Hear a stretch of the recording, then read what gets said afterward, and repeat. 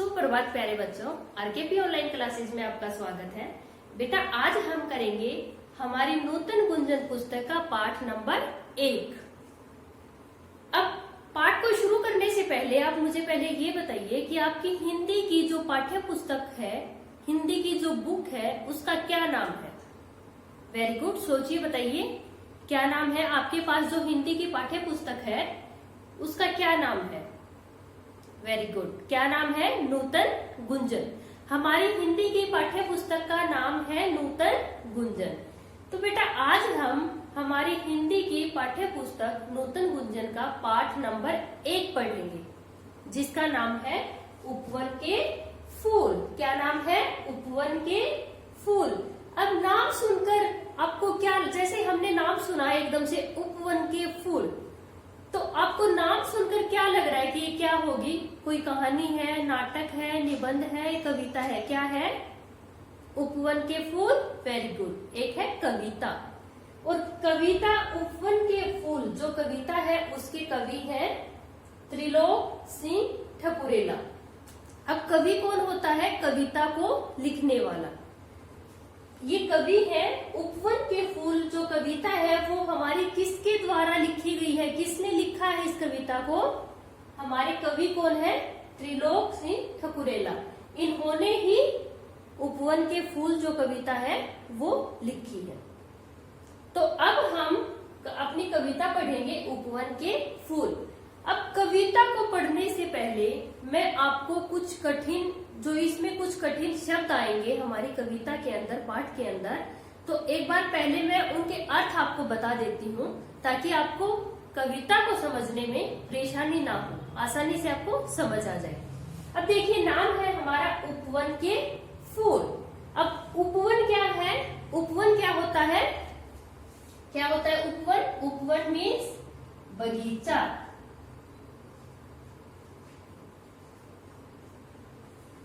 उपवन क्या होता है। बगीचा।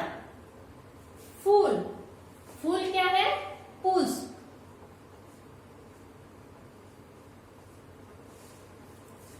अब देखिए, अब इस कविता के अंदर हमारे कुछ कठिन शब्द आएंगे। पहले हम उनके अर्थ को समझेंगे, उसके बाद हम कविता को पढ़ेंगे।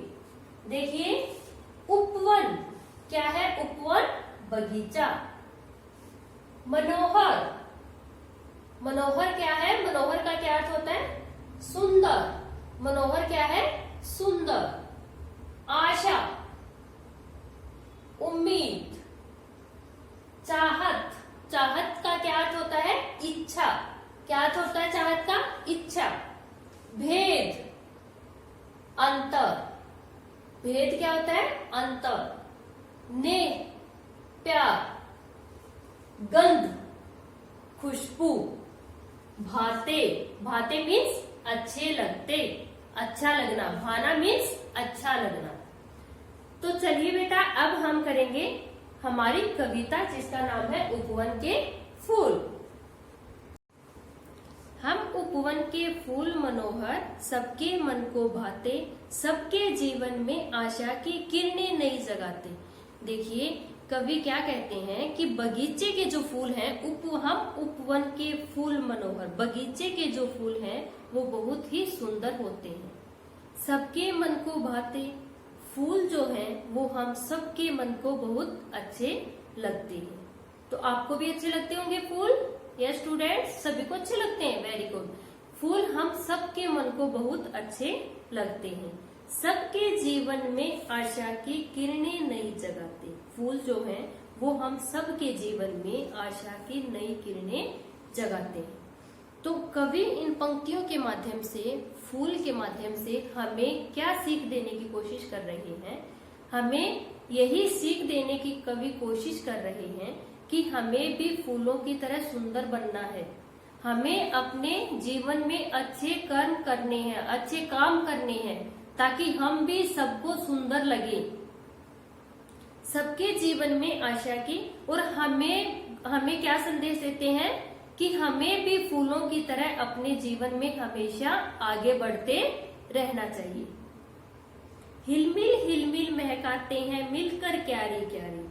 अब जो फूल हैं वो अलग अलग क्यारी के होने के बावजूद भी अपनी खुशबू से पूरे बगीचे को महकाते हैं। सदा दूसरों को सुख दें, यह चाहत रही हमारी। तो फूलों की क्या इच्छा रहती है? दूसरों को सुख देने की, हमेशा दूसरों के चेहरे पर हंसी देखने की। तो कवि क्या कहते हैं? हिलमिल महकाते हैं मिलकर क्यारे क्यारे। जिस प्रकार से फूल अलग अलग क्यारी के होने के बावजूद भी अपनी खुशबू से पूरे बगीचे को महकाते हैं, उसी प्रकार से मनुष्य को भी अपने अच्छे कर्मों से पूरी दुनिया को महकाना है। सदा दूसरों को सुख दें, यह चाहत रही हमारी। हमें भी फूलों की तरह हमेशा दूसरों को सुख देना चाहिए। कांटों से घिरने पर भी सीखा हमने मुस्काना, सारे भेद मिटाकर सीखा सब पर ने लुटाना। कांटों से घिरने पर भी सीखा हमने मुस्काना।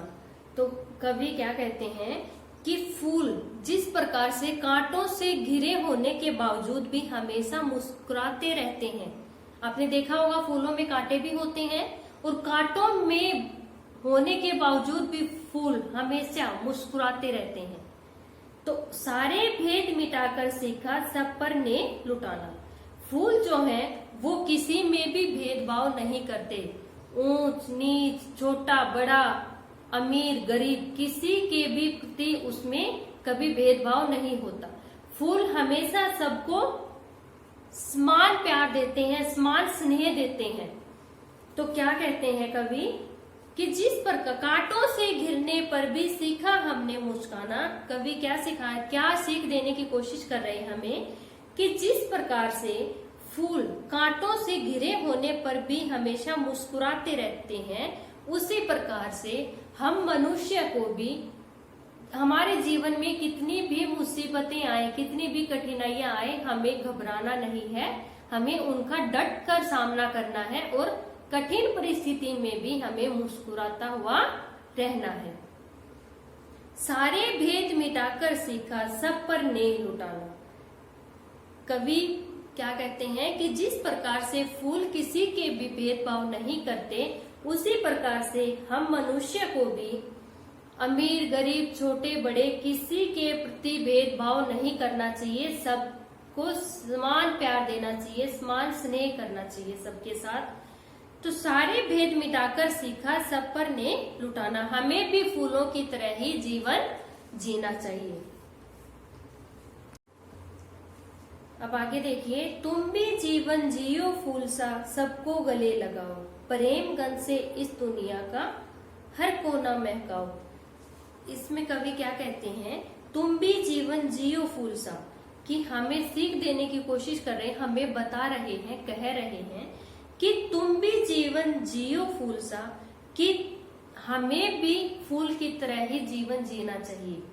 सबको गले लगाओ। फूल जिस प्रकार से फूल किसी में भी भेदभाव नहीं करता, अपनी समान खुशबू सबको देता है, उसी प्रकार से हमें भी किसी में भेदभाव नहीं करना चाहिए।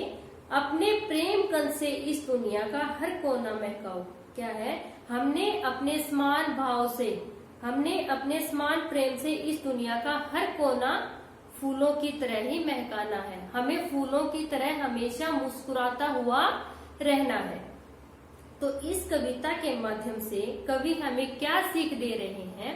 कवि हमें यही समझाने की कोशिश कर रहे हैं कि हमें कितनी भी मुसीबतें आए, हमें घबराना नहीं है, उनमें डट कर हमें सामना करना है, और कठिन परिस्थिति में भी, उस मुश्किल घड़ी में भी हमें मुस्कुराता हुआ रहना है।